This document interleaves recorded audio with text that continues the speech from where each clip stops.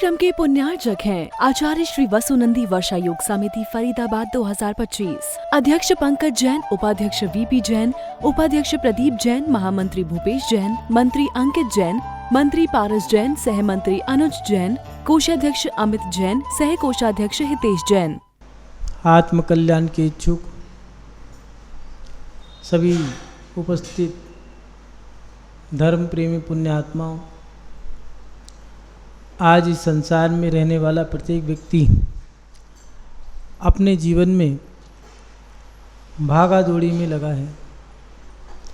प्रत्येक व्यक्ति भाग रहा है, चाहे वो युवा हो, वृद्ध हो, महिला हो, बच्चे हों।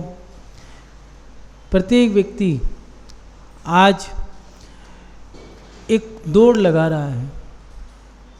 जैसे एक छोटा सा बच्चा जो भी अध्ययन कर रहा है तो उसके मन में भी एक होड़ है कि मैं अच्छे से अच्छे नंबर लाऊं। इसलिए नहीं कि मुझे पास होना है, इसलिए कि मेरा बराबर वाला जो है मैं उससे आगे निकल जाऊं। और इतना ही नहीं है, धर्म के क्षेत्र में भी जो धर्म करने वाले हैं उनके मन में ये है कि मैं ज़्यादा जाप करूं, माला करूं तो मैं उनसे बराबर वाले से ज़्यादा माला करूं। स्वाध्याय के क्षेत्र में उसने 4 ग्रंथ पढ़े तो मैं 5 ग्रंथ पढ़ूं। अगर तत्वार सूत्र के पेपर में नंबर आए हैं 90% तो मुझे अब 95 लाना है। क्यों? क्योंकि उसे नीचा दिखाना है। दान के क्षेत्र में भी व्यक्ति दान दे रहा है, दान देने की भी होड़ है। कहाँ दे रहे हैं, कैसा दे रहे हैं, कितना देना है, कोई मतलब नहीं, लेकिन होड़ है कि उसका सम्मान ना हो जाए, मेरा सम्मान होना चाहिए। इसलिए तुम जो थोड़ा ज़्यादा ले लो लेकिन मेरा लेना। क्योंकि परंपरा तो यही चलती आ रही है कि कई जगह तो ये है कि मेरे पिताजी ने कलश लिया था, वो लेते आए थे तो मैं भी लूँगा, चाहे प्राण चले जाएं, चाहे दाव सब कुछ दावों पे लगाना पड़े, लेकिन नाम मेरा ही रहना चाहिए। ये क्रिया तो मेरी ही है। एक होड़ रह गई है, देख रहे हैं सब भाग रहे हैं, एक होड़ है। और इस होड़ को हवस कह लो या आसक्ति कह लो, सबके अंदर एक भागम भाग लग रही है, ठहराव कहीं नहीं है। चाहे वो धर्मात्मा हो, राजनीति का क्षेत्र हो, देश के क्षेत्र में, साइंस के क्षेत्र में, वैज्ञानिक हो, सभी लोग एक भागा दौड़ी में लगे हैं। सबको होड़ है चाहिए। और ये कहें कि धर्म के क्षेत्र से कि एक आसक्ति लोगों के अंदर भरी हुई है। इस आसक्ति के कारण व्यक्ति अंतरंग से शांत नहीं है। पहले से ज़्यादा धर्म कर रहे हैं, पहले से ज़्यादा खर्च कर रहे हैं। आज स्थिति विकट है।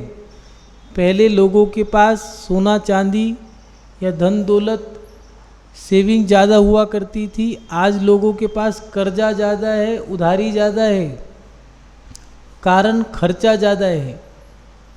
ज़्यादा खर्च करने के बाद भी लाभ कम है। एक व्यक्ति पूरी जिंदगी, वृद्धावस्था आ गई है, पूरी जिंदगी उसने लगभग जी ली है, अंत समय आया है, वो चिंतन कर रहा है कि मैंने बाल्यकाल, किशोर काल, युवावस्था, प्रौढ़ अवस्था और इसके साथ साथ वृद्धावस्था तक कितना पाया, कितना खोया। इन सबको हिसाब लगाने के बाद वो अपने मन में विचार करता है कि अपने जीवन में पढ़ाई लिखाई, खेल कूद, घूमना फिरना, उठना बैठना, बोलना चालना, शादी ब्याह, बच्चे, गृहस्थी, व्यापार, अड़ोस पड़ोस, कुटुंब परिवार, नाते रिश्ते, सबकी जिम्मेदारी, इतना सब कुछ कर लिया। सब कुछ करने के बाद मिला क्या? इतना सब कुछ होने के बाद भी मैं दुखी हूँ, क्या करूँ?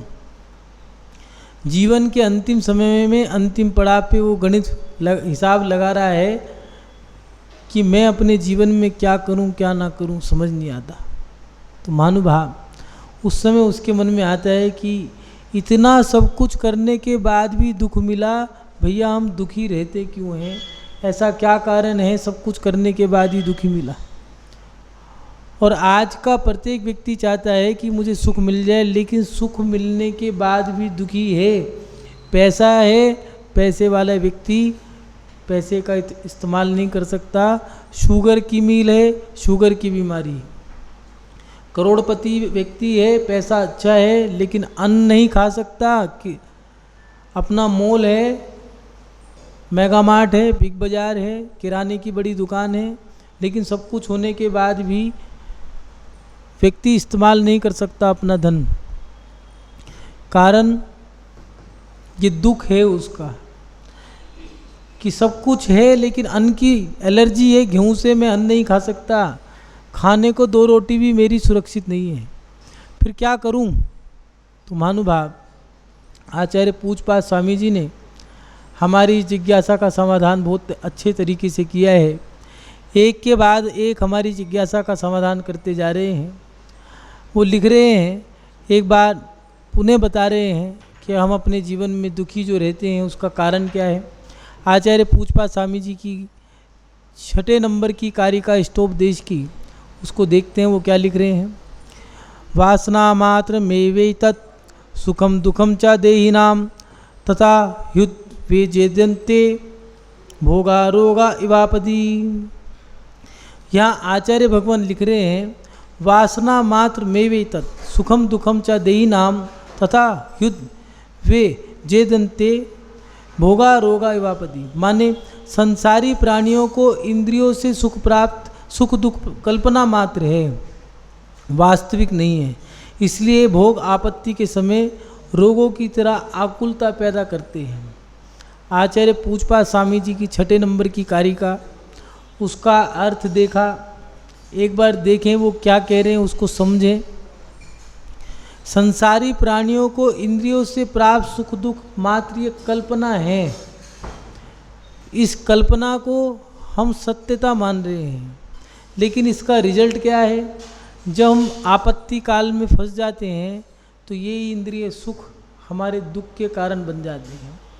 जब महिला, आचार्य भगवान ने दिया है उदाहरण दिया कि कोई महिला स्त्री अपने जीवन में विवाह करने के बाद दाम्पत्य जीवन के माध्यम से एक संतान उत्पन्न करती है, और संतान उत्पन्न करने के समय बहुत कष्ट होता है।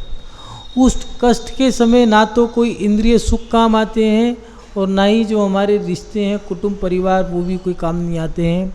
वो जो संतान उत्पन्न करने का समय है, प्रसूति का जो समय है, उस समय की पीड़ा मात्र उस व्यक्ति को ही भोगनी पड़ती है। अब ये दुख का कारण क्या है, एक बार समझ लें। 3-4 कारण बताए हैं दुख के। पहला कारण दिया है इंद्रिय सुखों की चाह। आज का व्यक्ति इंद्रियों के जो सुख हैं उनके पीछे पड़ा है।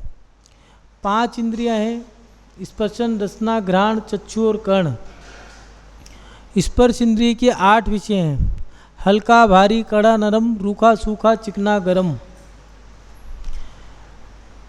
स्पर्शन के बाद रसना, रसना के 5 विषय हैं, खट्टा, मीठा, चरपरा, कड़वा, कसाइला। घ्राण के 2 हैं, सुगंध और दुर्गंध। चक्षु के 5 हैं, जो हमारे पचरंगे झंडे में लगे हैं रंग। 16 तीर्थंकर पीत वर्ण के हुए, 2 श्वेत वर्ण के हुए, 2 हरित वर्ण के हुए, 2 श्याम वर्ण के हुए, 2 रक्त वर्ण के हुए, 1 नील वर्ण के हुए, नेमिनाथ भगवान।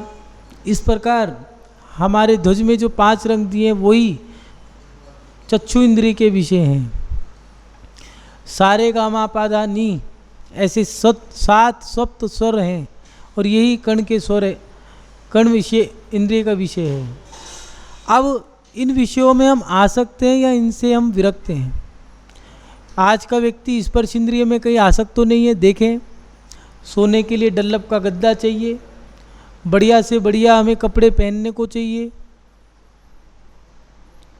खाने के लिए हमें बाज़ार का खाना चाहिए, जबकि जानते हैं इससे बीमारी लगेगी, जानते हैं ये अच्छा नहीं है, जानते हैं ये हानिकारक है, इससे हमारा पेट भी खराब होगा, मानसिकता भी खराब होगी, लेकिन क्या करें, हमें तो बढ़िया से बढ़िया चाहिए।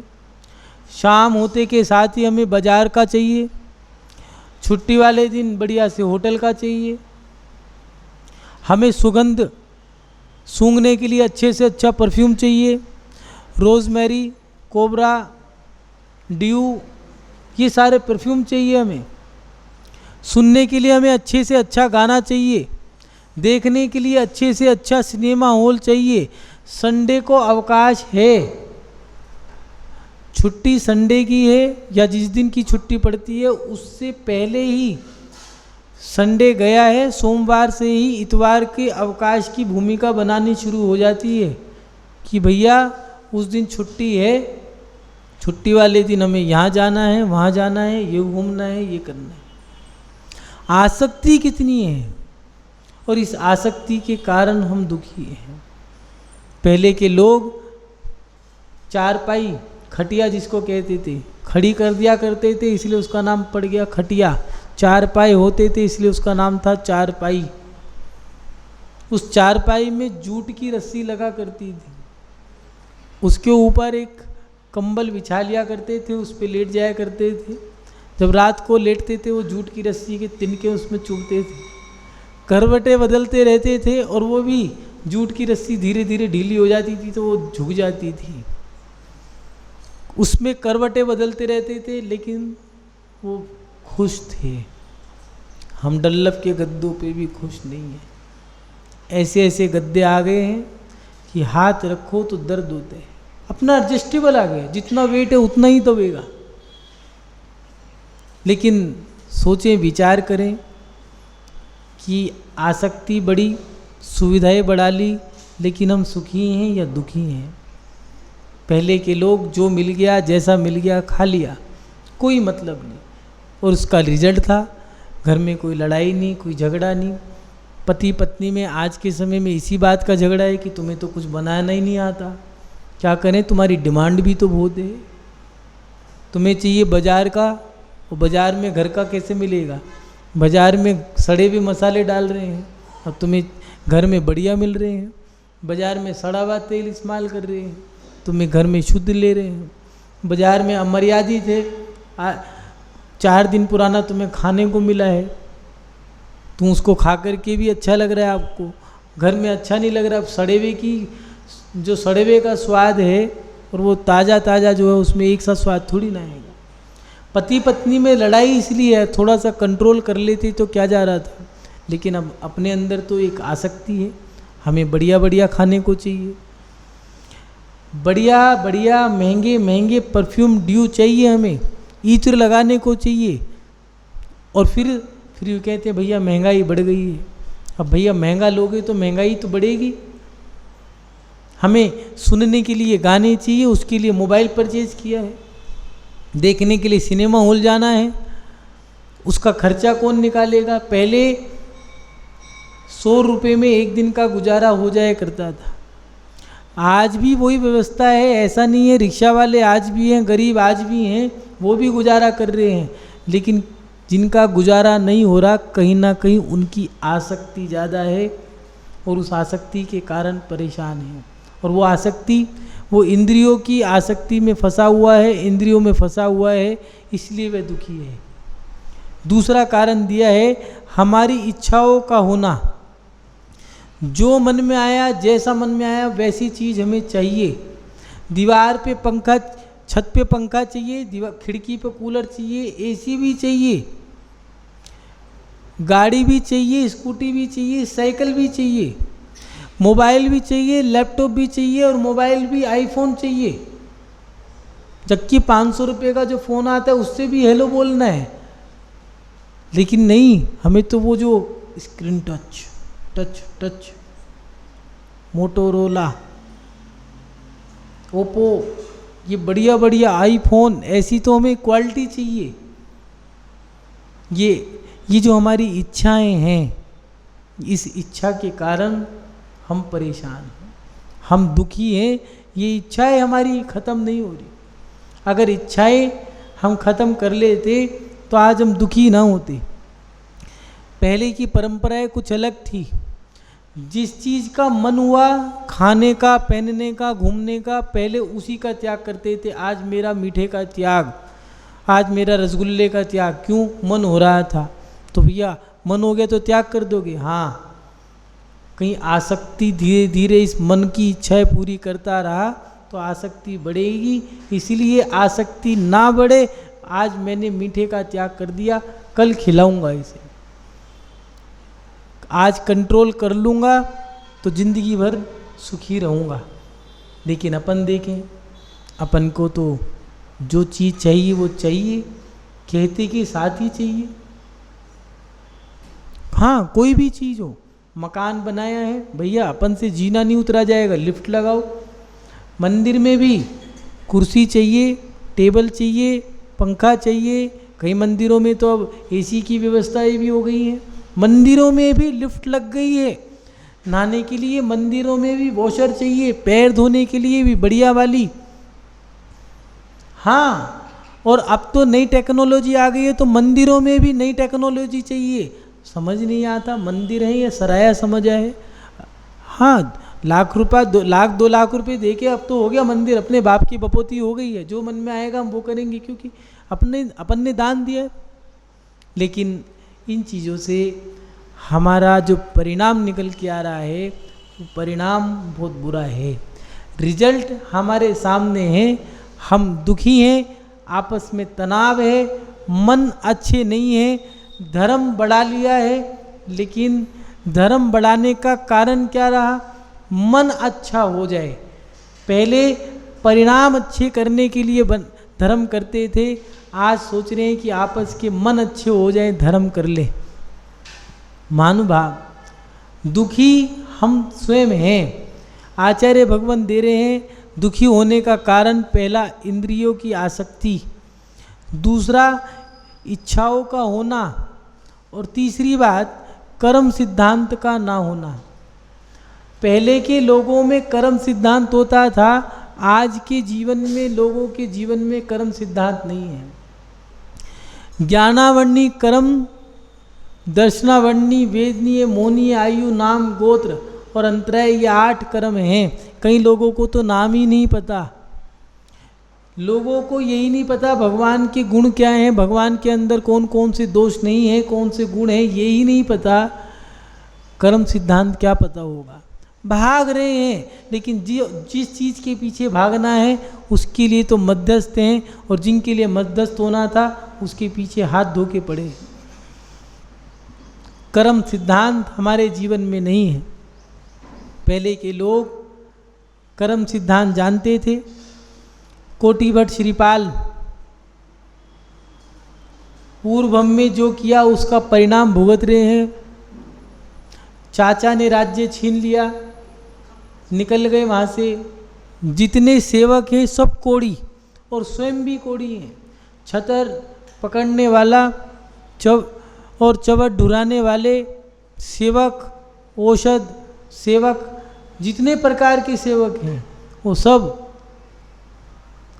कोड़ी हैं।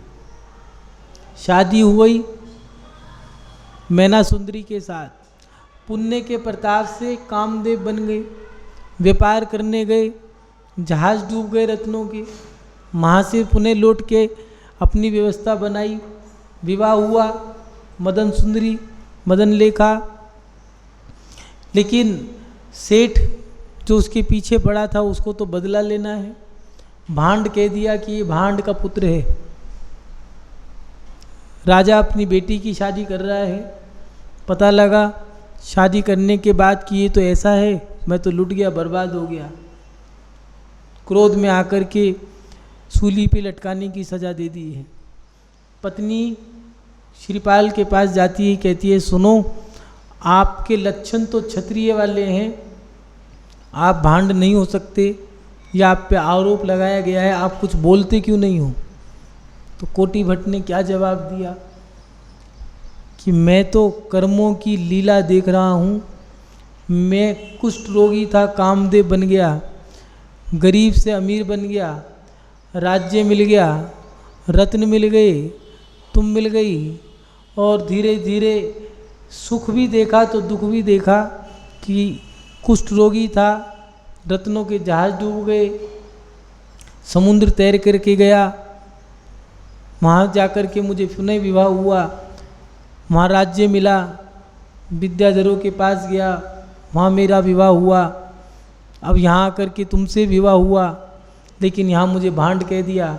अब मैं मौन बैठा हूँ, मैं तो अपने कर्मों को देख रहा हूँ, जो मेरे कर्म में होगा वो मुझे मिल जाएगा। किसी को दोषी नहीं ठहरा रहे, चाहता तो वो सेठ को दोषी ठहरा सकता था, सब जानता था, लेकिन पहले के लोगों में कर्म सिद्धांत होता था। वो जानते थे कि बुरी क्रिया करके बुरा फल मिलेगा। मंदिर में आए, लाइट बंद कर दी, भैया ठहरो, वो पढ़ रहा है, उसके पढ़ने में विघ्न डाल दिया, ज्ञानावरणी कर्म बन जाएगा। बड़े सतर्क थे, लेकिन आज हम सतर्क नहीं हैं। क्यों? हमें पता ही नहीं है। मंदिर बनना है, यात्रा पे जाना है, बस कैंसिल करा दी। कितने लोगों का उन्होंने धर्म रोक दिया। मंदिर बनना है, पता नहीं कितने मंदिर ऐसे हैं जिन पे केस हैं। कारण मेरे सानिध्य में नहीं बना, मेरे अध्यक्षता में नहीं बना, केस ठोक दिया। उसका रिजल्ट क्या हुआ? कभी सोचा भी है? जो कर्म सिद्धांत के जानकार थे वो जानते थे, इसलिए वो धर्म करते थे, पाप से डरते थे। आज जिसने व्यक्ति ने मंदिर बनाने से रोक दिया, सोचो कितने लोगों के दर्शन करने में विघ्न डाल दिया, कितने लोगों के दर्शनावरणी कर्म का बंध बांध लिया उसने। कितने मुनि महाराज उस मंदिर में आते, कितने धर्मात्मा आते। आचार्य भगवंतों ने दिया है, जिस समय मंदिर बनाने की विचारधारा बनाई है, और उसी समय जब वो बनाएगा विचारधारा, तो तन मन धन तीनों दान देगा, उसी समय उसको पुण्य की वृद्धि हो गई। क्यों? पहले तो भाव क्रिया उसने कर दी है, अब द्रव्य क्रिया करेगा। जैन धर्म बड़ा सटीक है, बड़ा सूक्ष्म है, लेकिन अपन लोगों को तो ये क्या जानकारी नहीं है। कैसे ज्ञानावरणी कर्म बांध रहे हैं, कैसे दर्शनावरणी, और रिजल्ट हमारे सामने। उम्र 4 साल, आँखों का नंबर 8, 12, एक किसी का तो 16 नंबर है। उसने कहा कि महाराज जी ये तो फॉर्मेलिटी है, दिखता है तो कुछ नहीं है। ऐसे अंधे हैं, पागल हैं। लोग कहते हैं मंदिर में बहुत सारे पागल आते हैं, उन्हें छेड़ भी नहीं सकते। उन्होंने पागलों जैसी क्रिया करी थी मंदिर पे, या धर्मात्मा को धर्म करने में विघ्न डाला था, तो उसका रिजल्ट है कि अब ज्ञान खत्म, दिमाग से पागल है। आँखों का कोई भी उसको अब रास्ता दिख नहीं रहा, कोई दर्शन नहीं कर सकता। दुख है, वेदनीय है, कर्म उसे सता रहा है, संसार में अटका हुआ है, पर को अपना मान रहा है। मन तो बहुत है कि मैं घर छोड़ दूं, बहुत बड़ी पीड़ा है धर्मात्मा की। जो धर्मात्मा है वो चाहता है कि मैं दीक्षा ले लूं। भरत चक्रवर्ती मुनि महाराज आहार कराने के बाद जा रहा है उनको जंगल तक छोड़ने के लिए, और भरत चक्रवर्ती मुनि महाराज से कह रहे हैं, बस अब तो मैं आपके चरणों में ही अपना जीवन व्यतीत करूंगा। भरतेश्वरी वैभव को पढ़ना उसमें दिया है। और मुनि महाराज कहने के मतलब क्या कहना चाहते हो? मैं तो आपके चरणों में आप जैसा बन के जिनेश्वरी दीक्षा धारण करके अपने जीवन को सार्थक करूंगा। तो मुनि महाराज कहने लगे, नहीं तुम जाओ, लौट जाओ। भरत कहते नहीं मैं तो साधु बनूंगा। मुनि महाराज कहते नहीं लौट जाओ। वो कहते आप मुनि महाराज होकर के मुझे घर लौटने को कह रहे हो। नहीं भरत तुम दीक्षा नहीं ले सकते, तुम्हें आदिनाथ भगवान की सौगंध है, घर लौट जाओ। भरत कहता है, रोने लगता है, गिड़गिड़ाने लगता है कि मैं घर छोड़ना चाहता हूँ, मैं त्याग करना चाहता हूँ, मैं महाव्रत लेना चाहता हूँ। तो मुनि महाराज कहते हैं नहीं, तुम्हारा ये जो पुण्य है, चक्रवर्ती जो पद है, अभी इसकी जिम्मेदारियाँ पूरी पड़ी है, अभी तुम घरे नहीं त्याग कर सकते। महानुभाव, धर्मात्मा के जीवन में एक बहुत बड़ा कष्ट है, वो चाह कर के भी घर ना छोड़ पाए। ये कौन सा कर्म है? अभी मिथ्यात्व कर्म का उदय है, मोनिया कर्म उसका बंधा हुआ है। पता नहीं कितनी महिलाएं परेशान रहती हैं कि काश हमारा पति भी सम्यक दृष्टि हो, धर्मात्मा हो, लेकिन क्या करें, मिथ्यात्व कर्म बंधा है तो धर्मात्मा बनेगा कैसे? वो गंदी जगह पैसा दे देगा, मदिरालय में, वेश्यालय में, या फिर सड़क बनाने के लिए पैसा दे देगा, लैट्रिन बाथरूम होटल बनाने के लिए, ढाबा बनाने के लिए पैसा दे देगा, लेकिन भगवान के लिए पैसा नहीं दे सकता। मंदिर तो उसी का बनेगा जो व्यक्ति सच्चा धर्मात्मा है। बिना धर्मात्मा की तो पुण्य करने के लिए भी पुण्य चाहिए होता है। मान भाव कर्म सिद्धांत का ना होना, इसलिए हम दुखी हैं। और अंतिम बात जो दी है, तत्व चिंतन का ना होना। ये चार बातें दी हैं। पहली बात इंद्रिय सुखों की चाह, जिससे हम दुखी हैं। दूसरी बात हमारी इच्छाओं का होना, जिस कारण से हम दुखी हैं। तीसरी बात कर्म सिद्धांत का ना होना, जिस कारण हम परेशान हैं, हम दुखी हैं। और अंतिम बात जो दी है, तत्व चिंतन का ना होना। प्रत्येक अवस्था में अपनी समता को बनाए रखना, ये समता भाव है। लेकिन हम समता भाव कितना रख रहे हैं? जैन धर्म समता भावा समाई कहा, समाई की समता भाव है। समाधि में भी दिया है, ना जीने की इच्छा, ना मरने की इच्छा, ना अपना ना पराया, ना राग, ना देश, ना मोह, ना माया, ना छल, ना कपट। मरते समय में भी परिणाम हमारे समता के हों, लेकिन समता के परिणाम है या नहीं है, विचार करो। पहले के लोग समता भावी होते थे। विनोबा भावे की माँ दही जमा रही है, मंदिर जा रही है, पूजा पाठ कर रही है, रसोई की क्रिया कर रही है, कोई भी क्रिया करे राम का नाम लेती, जय श्री राम, राधे श्याम, ठाकुर जी का नाम लेती, भगवान का नाम लेती रहती थी। विनोबा भावे ये 1994 में एक्सपायर हुए हैं, क्रांतिकारी रहे हैं, जैन धर्म को फॉलो करते थे, महात्मा गांधी के शिष्य रहे। और 1947 में जो क्रांति हुई थी, उस समय इनका अच्छा योगदान रहा। मैं उनको पढ़ रहा था तो उसमें वो लिखा है, वो माँ से सवाल कर रहे हैं तो माँ के बार बार सवाल सुन लेती, जवाब नहीं देती। एक दिन माँ ने, बेटे ने पूछ लिया विनोबा ने कि माँ तुम जवाब नहीं देती, लेकिन आज ये जवाब दो कि तुम ये दही जमा रही हो और राम का नाम ले रही हो, बताओ भगवान ने यही दही जमाई है, जामन से दही जमी है?